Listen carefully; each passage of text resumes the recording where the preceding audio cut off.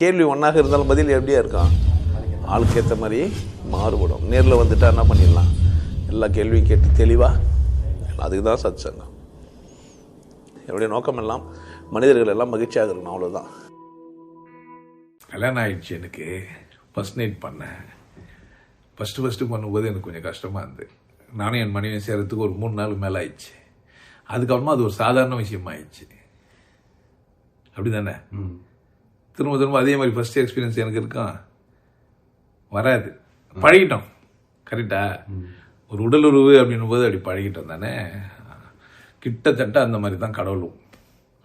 நீங்கள் முதல்ல நெத்தி ஊறுது அப்படின்னு ஒரு ஆச்சரியமாக பார்ப்பீங்க. இது மாதிரி ஏதோ நடக்குது. அல்மா ஊறுறது ஒரு சகஜமான விஷயம் ஆகிடும். அல்மா இந்த ஆள் பக்கத்தில் வந்தவே ஊரில் எடுக்கணுன்ற மாதிரி ஆகிடும்.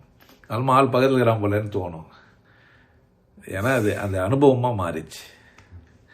அந்த மாதிரி முதல்ல வரும்போது ஒரு மாதிரி இருக்கும். பழக அது ஆகிடும். அதுக்கப்புறமா உங்களால் அங்கேருந்து வெளியே வர முடியாது.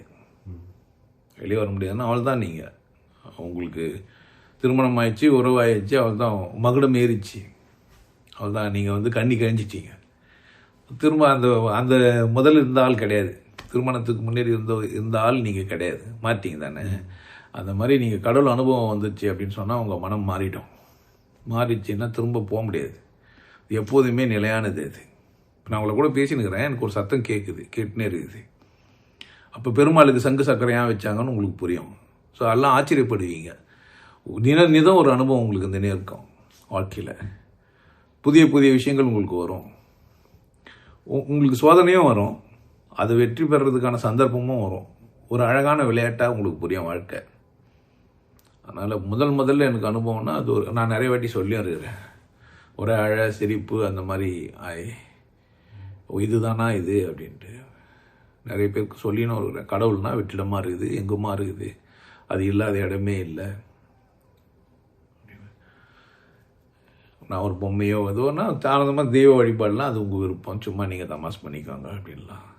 இப்போ பொட்டு வச்சுக்கிறேன்னா நீங்கள் அந்த மாதிரிலாம் நினச்சிக்க போகிறீங்க. அந்த மாதிரி ஆள் நான் இல்லை. பக்கா ரொம்ப ஸ்டைலு,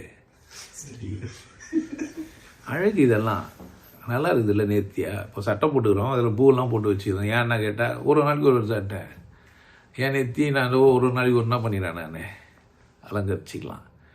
அந்த மாதிரி உங்களுக்கு அனுபவம்னு ஒன்று வந்துச்சு அப்படின்னா திரும்பலாம் போகாது, அவ்வளோதான். பட் சில விஷயங்கள்லாம் வந்து போகும். அது சராசரி. நான் சொல்கிறது அப்படி இல்லை. நெற்றிக்கண் விழிப்பு வந்துச்சு தான். அது இல்லாமல் ஆக்க முடியும். இனிமேல் பட்டு அது மாதிரிலாம் துடிக்காத, அது மாதிரிலாம் ஆகாதுன்னு சொல்ல முடியும். வந்தவங்களுக்கு தான் அது தெரியும். அது பண்ண முடியாது, அவ்வளோதான். அது ஆயிட்டாங்க அவங்க. அது மாதிரி வந்துடும். நான் பெரிய போராட்ட வீரன், விடுறது இல்லைன்ட்டு. இந்த காம்ப்ரமைஸ்லாம் ஆக மாட்டேன் நான். சும்மா என்ன அவர் சொல்லிட்டாருன்னா ஒத்துப்பேன், எல்லாம் ஒத்துக்க மாட்டேன். எனக்கு எக்ஸ்பீரியன்ஸ் ஆகணும். வெள்ளம் இனிப்பாக இருக்கும்னா நான் சாப்பிட்டு பார்க்கணும். அந்த மாதிரியான ஆள் நிறைய பேர் அப்படி இல்லை. யாரோ ஒருத்தர் அனுபவிச்சாங்கன்னா அது போதுன்ட்டு அவங்க பின்னாடி இருந்துருவாங்க.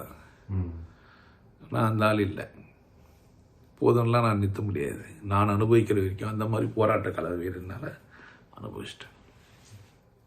உங்களுக்கு எல்லாருக்கும் ஒரு விஷயம் சொல்றேன். ஆனந்த வாழ்வு அப்படின்ற ஒரு கோர்ஸ் யூடியூப்ல போட்டு வச்சுக்கிறேன். Happy life course. நீங்க மெம்பர் ஆனீங்கன்னா ஆனந்த வாழ்வு கோர்ஸ் நேரடியா நீங்க யூடியூப்ல பார்க்கலாம். ஃபேமிலியா டிவில போட்டு என்ன பண்ணலாம், எல்லாரும் ஃபேமிலியா போட்டு பார்க்கலாம். ஒருத்தர் தான் சப்ஸ்கிரைப் பண்ணீங்க, 5 பேர் 6 பேர் என்ன பண்ணலாம், நீங்க அதை பார்க்கலாம். வாய்ப்பு பயன்படுத்திக்கப்பா. இறைவை உணர்வோம், இன்பத்தில் கிடைப்போம்.